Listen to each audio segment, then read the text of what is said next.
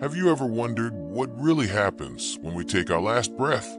We're all going to face it, and for most of us, the thought of death is terrifying.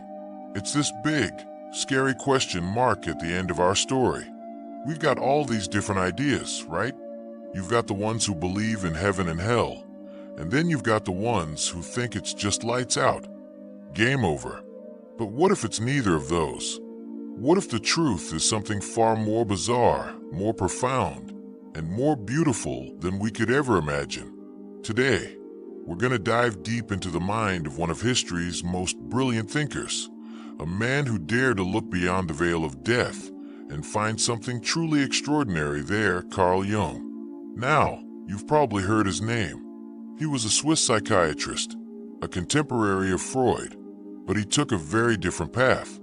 While Freud was focused on our personal, repressed desires, Jung was kinda obsessed with something bigger, something he called the collective unconscious. This is the key to understanding his whole deal with death. So let me break it down for you.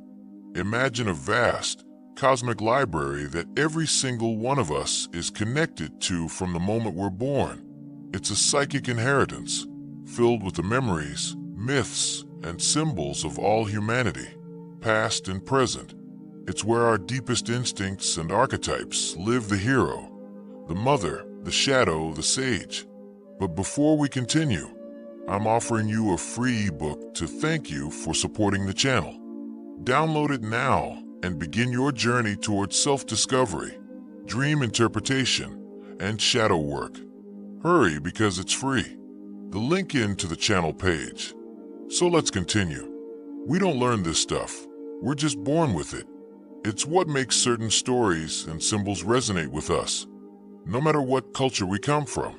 Jung believed this collective unconscious wasn't just some abstract idea. It was a real, tangible part of our psyche. Now, think about that for a second. If a huge chunk of your mind is connected to this shared, timeless reservoir, what happens when the physical body, the personal ego, starts to fade away? Jung didn't see the psyche as something that just vanishes. He believed it was a continuous process. For him, the human journey isn't about some final judgment or a simple ending. It's about what he called individuation. This is the lifelong process of becoming a more complete, integrated human being. It's about bringing the conscious mind and the unconscious mind into harmony. You know, facing your inner demons, embracing your true self. Most of us spend our lives just scratching the surface of this. But Jung argued that death is the ultimate stage of individuation. He wasn't just theorizing about this stuff either. Jung had some pretty wild personal experiences that shaped his views. After a heart attack in 1944, he had a series of visions that completely changed his perspective on life and death. He saw his body from above, floating in space, and he felt a profound sense of liberation. He saw the earth as a magnificent jewel, and then he felt like he was ascending into the cosmos, past the atmosphere and into a realm of pure knowledge. He said he saw a giant, floating rock temple where a Hindu wise man was waiting for him. He was ready to go in, ready to dissolve into this magnificent experience. But then his doctor appeared and told him he had to go back. Jung felt this incredible disappointment, like he had just been ripped away from the most incredible thing he had ever experienced. Jung wasn't just talking about a calm acceptance of death. He was talking about a total transformation of how you see it. For him, death wasn't an end, it was the grand finale, a glorious homecoming for the soul. He saw it as the ultimate journey, a return to the source of all things. The moment you die, your individual self, your conscious ego, starts to break down. All the stuff that makes you personally, your memories, your secrets, your quirks, that all begins to dissolve. It's kind of like a hard drive getting wiped. But here's the wild part. Jung didn't think that was it. He believed that as your personal self fades, you start to merge with something way bigger. That's the collective unconscious, that vast, shared psychic ocean that connects every human who's ever lived. It's like a single drop of water finally rejoining the infinite ocean. You're not just disappearing, you're becoming part of the whole. You're reconnecting with the deep well of human myths, archetypes, and symbols. It's not about losing yourself. It's about finding a much grander version of yourself, one that's been there all along. You're not just a single story anymore. You're a part of every story. It's the ultimate act of liberation, a shedding of the ego to become one with the entire history of humanity. All those symbols and archetypes that we carry around inside of us, the wise guide, the mythical beasts, the feeling of light, they all become fully present. This is why, according to Jungian thought, so many people who have near-death experiences report such similar visions.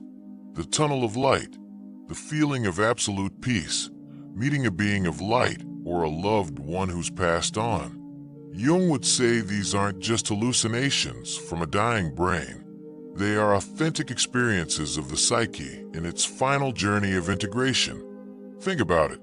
The tunnel of light isn't just some random neurological event. It could be a powerful symbol, an archetype of a return to the source. The light itself is a symbol of consciousness, of ultimate knowledge and peace.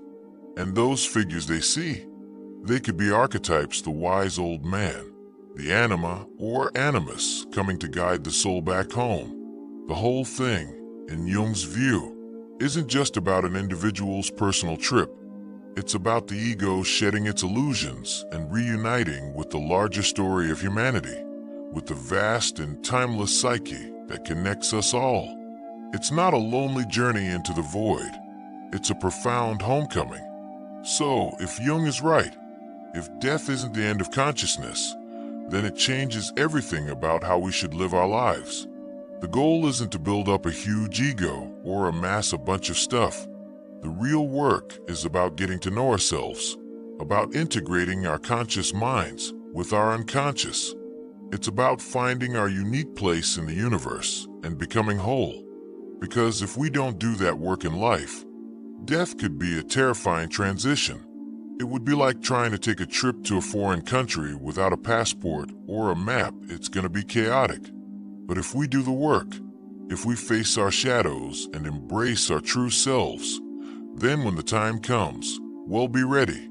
We'll be prepared for the ultimate journey of the psyche, not as an end, but as a graduation.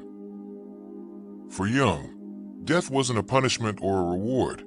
It was a natural part of a cycle, a transformative process. It's the final stage of our psychological development. It's the ultimate letting go, the ultimate merging.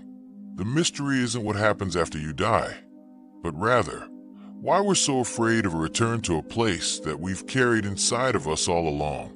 Jung taught us that the human story is bigger than our little lives. Our souls are ancient, and they're connected to a timeless, collective consciousness. So maybe, just maybe, when we die, we're not so much leaving as we are returning. We're going back to the great library, ready to merge with the source of all stories. So what do you think? Does Jung's perspective change the way you see life and death? Let us know in the comments below. And if this sparked your curiosity, make sure you hit that like button and subscribe so you don't miss our next deep dive into the mysteries of the human mind.